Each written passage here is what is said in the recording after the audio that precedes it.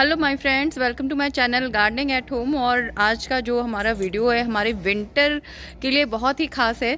अगर आपको अपनी गुलदाउदियों में ढेर सारी फ्लावरिंग चाहिए तो क्या करना है, पिंचिंग कब से कब तक करनी है, कौन सा फर्टिलाइज़र देना है और साथ ही में आप उसमें पिंचिंग कब बंद करें, कितनी दिनों तक आपको उसमें पिंचिंग करनी है, सारी इन्फॉर्मेशन मैं आप लोगों से शेयर करने वाली हूँ। तो देखिए, हमारे भी गुलदाउदी की जो ये प्लांट हैं काफ़ी अच्छे से बुशी हो गए हैं और इनको बुशी करने का बस एक ही तरीका है, इनकी पिंचिंग। तो अब हमारा अक्टूबर भी धीरे धीरे ख़त्म होने को है, तो ऐसे में हम कब तक पिंचिंग करें, ये क्वेश्चन आता है। क्योंकि नवंबर दिसंबर से तो नवंबर से इनमें बर्डिंग शुरू हो जाती है। तो अगर आपके में बर्डिंग आ गई है और आप अभी भी उसको और घना करना चाहते हैं तो क्या वो बर्डिंग हटानी चाहिए या नहीं हटानी चाहिए, ये भी हम आपसे शेयर करेंगे। तो चलिए देखते हैं। सबसे पहले अपनी आपको गुलदाउदियों के प्लांट दिखा देती हूँ। देखिए, यहाँ पे जो 3 रो है, ये तीनों हमारे गुलदाउदी के प्लांट लगे हैं। ऊपर के जो आप ये 2 रो देख रहे हैं ना, सबसे पहले मैंने इन्हीं की कटिंग्स लगाई हुई थी। और जो ये नीचे का आप प्लांट देखेंगे तो ये आपको कम बुशे दिखेगा, ये देखिए, क्योंकि इसमें इतनी ब्रांचेस आपको बिल्कुल भी नहीं नज़र आ रहे हैं, सिर्फ 1 से 2 ही नज़र आ रहे हैं। और वजह यह है क्योंकि ये अभी मैंने जल्दी इनकी लगाई हुई है कटिंग और ये अभी बुशी नहीं हुए हैं क्योंकि मैंने इनकी अभी पिंचिंग ज़्यादा नहीं की है। तो ऐसे में देखिए, मैंने कुछ ऐसे सिस्टम से लगाया है कि पहले ये फ्लावरिंग देंगे, बाद में जब ये फ्लावरिंग कर चुकेंगे तब ये वाले फ्लावरिंग देंगे। तो आप अभी भी अक्टूबर में भी इनकी कटिंग लगा सकते हैं। अगर आप इनकी पिंचिंग कर रहे हैं, इनकी थोड़े से ब्रांचेस निकाल रहे हैं, तो वो ब्रांचेस आप फेंकें मत और उसकी कटिंग लगा लें। अभी भी अक्टूबर मंथ में भी आप इसकी आराम से कटिंग लगा सकते हैं। तो देखिए, पिंचिंग का जो मेथड है वो क्यों करना चाहिए, सबसे पहले मैं आपसे ये शेयर करूँगी। देखिए, जैसे ये हमारे प्लांट है ना, एक ही आपको नज़र आ रहा है, एक ही स्टेम इसमें भी है। अगर हम इनकी यहाँ से पिंचिंग करेंगे तो यहाँ से ये 2 ब्रांचेस निकालेंगे, जस्ट ऐसे देखिए 2 ब्रांचेस निकालेंगे। और आप देखिए, ये देखिए, सिर्फ एक ही ब्रांच में इसमें कली भी आ गई थी। ये देखिए, इसमें आप देख पाए तो कली भी आ गई थी। तो इस तरीके से हो सकता है आपके भी ब्रांचेस में कली आ गई हो, पर अभी मुझे सिर्फ एक फ्लावर मैं लेके क्या करूँगी, तो मैंने इनकी पिंचिंग कर दी है। तो यहाँ से 2 से 3 ब्रांचेस निकालेंगे और जब ये 2 से 3 ब्रांचेस, आपको मैं हर एज का प्लांट दिखा रही हूँ। जैसे ये आप प्लांट देख रहे हैं, इसमें 3 ब्रांचेस निकली हैं एक बार कटिंग से। तो ये 3 ब्रांचेस जब आप हटाएंगे, ये देखिए, तीनों जगह से आपको पिंचिंग करनी है इस तरीके से। तो ये 3 ब्रांचेस की मैंने जब बिल्कुल प्रूनिंग की, तो यहाँ से ये अगेन 3 से 4 अलग अलग ब्रांचेस निकालेगा। तो यहाँ से 3, यहाँ से 3, यहाँ से 3, तो समझ लीजिए ये इसमें 9 से 10 ब्रांचेस निकल आएंगे। तो इस तरीके से ये और भी घना होगा। ये वाला भी प्लांट देखिए, इसमें भी कली आ गई है, पर मुझे अभी बिल्कुल भी फ्लावरिंग नहीं चाहिए। तो बहुत लोग डरते हैं कि कली आ गई है तो मैं उसे हटाऊं कि नहीं, लेकिन इतने छोटे से प्लांट में आप 8 से 10 फूल लेके क्या करेंगे। और अगर आप इसकी पिंचिंग कर देते हैं तो ये अभी और घना होगा, क्योंकि ये मैंने लेट में लगाया है तो ये अभी से फ्लावरिंग करने लगा है और घना भी नहीं हुआ है। तो मुझे इससे जो फ्लावरिंग चाहिए वो बिल्कुल जनवरी वगैरह में चाहिए।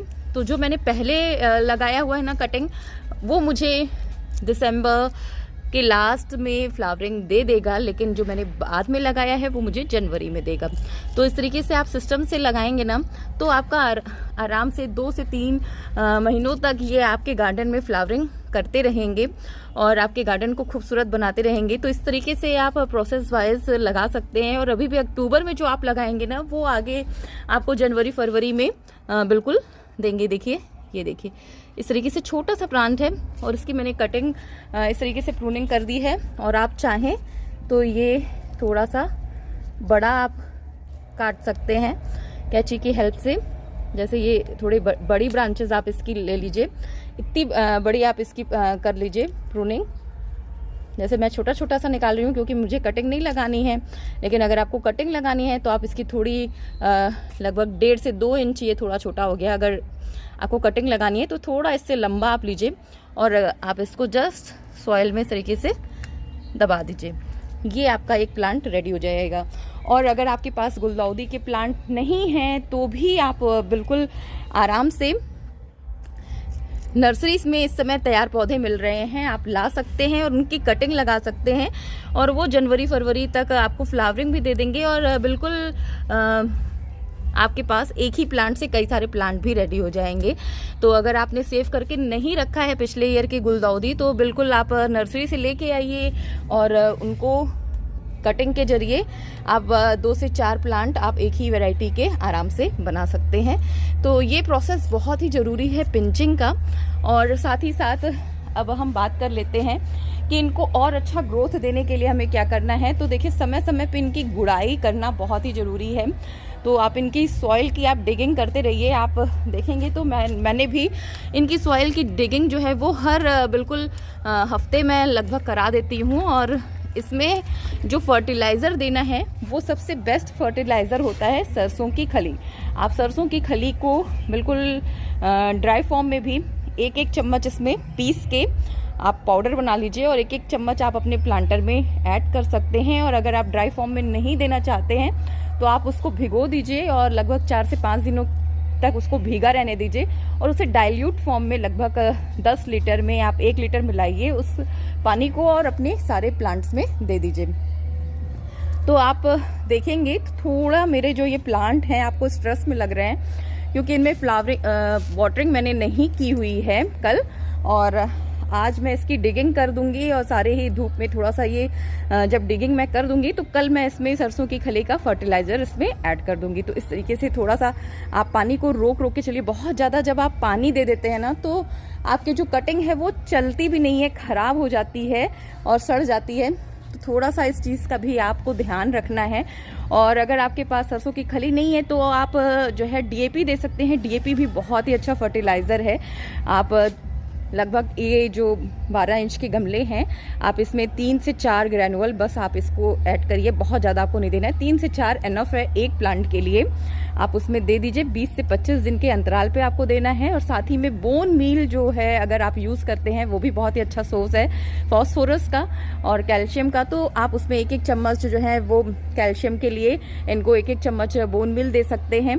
और DAP में तो आपको सभी फॉस्फोरस वगैरह सभी मिल जाएंगे, आप दे सकते हैं। सरसों की खली बेस्ट होता है क्योंकि उसमें आपको समझ लीजिए सारे न्यूट्रिशन आपको मिल जाते हैं, बेस्ट होता है। और विंटर्स में तो सरसों की खली देना बहुत ही अच्छा होता है आपके प्लांट के लिए। तो ये फर्टिलाइज़र आपको देना है। पिंचिंग आपको अभी आप अक्टूबर तक कर सकते हैं, अक्टूबर लास्ट चल रहा है। अगर आपके प्लांट इतने बड़े हैं तो भी आप, मैं अगेन इसमें भी आप देख रहे हैं ना मेरे ये जो प्लांट है ना इनकी भी मैं पिंचिंग करने वाली हूँ। जस्ट मैं यही कर ही रही थी तो मैंने सोचा कि आप लोगों से भी इस पे एक वीडियो शेयर कर ही लिया जाए ताकि आपके भी जो प्लांट हैं वो आपको बेहतरीन फ्लावरिंग दे। और एक क्वेश्चन और होता है हमारे गुलदाउदियों में कि पेस्ट अटैक बहुत रहता है लोगों के प्लांट में। इनके प्लांट जो हैं वो कीड़ों से बिल्कुल ब्लैक से माइट्स जो हैं इसमें लग जाते हैं। कहीं ना कहीं वाइट वाले जो मिली बग्स हैं वो भी अटैक किए रहते हैं प्लांट में।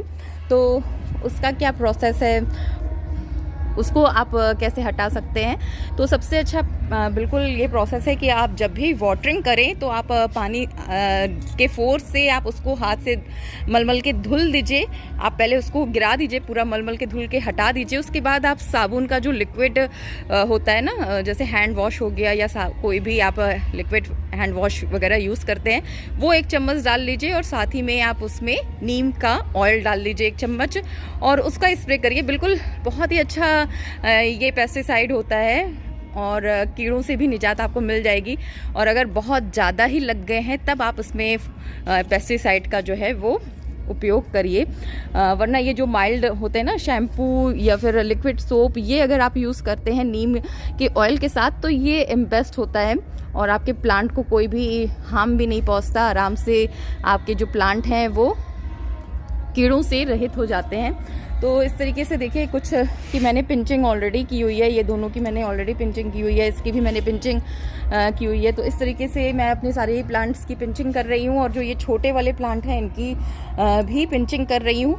तो बिल्कुल आप कर सकते हैं। नवंबर में भी स्टार्टिंग तक आप इसमें पिंचिंग कर सकते हैं और 15 नवंबर के बाद आप छोड़ दीजिए। जितने भी बड़े प्लांट हैं आप उनको वैसा ही रहने दीजिए। और उनको फ्लावरिंग आप उनसे उतनी ही लीजिए, क्योंकि उसके बाद अगर आप बर्ड्स हटा देते हैं तो फिर आपकी जो प्लांट हैं हो सकता है बहुत लेट फ्लावरिंग करें, फरवरी तक फ्लावरिंग करें। तो उतना लेट भी नहीं करना है आपको, बहुत ज़्यादा इनकी आपको पिंचिंग नहीं करनी है। तो आप 8, 9, 10 नवंबर तक, 15 नवंबर तक ज़्यादा से ज़्यादा आप पिंचिंग कर लीजिए।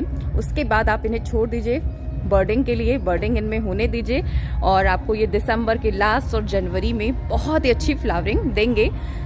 बैक में थोड़ा सा नॉइस है क्योंकि आज हमारे यहाँ विसर्जन है नवरात्रों के, तो थोड़ा सा वॉइस है, उसे इग्नोर करिएगा। तो चलिए इसी के साथ आप सभी को हैप्पी दशहरा, हैप्पी नवरात्रि। आप लोगों का बिल्कुल अच्छा गया होगा। तो बस इन्हीं चीज़ों के साथ आप लोगों से लेती हूँ विदा। फिर मिलूंगी नए वीडियो में नए टॉपिक और नए इन्फॉर्मेशन के साथ।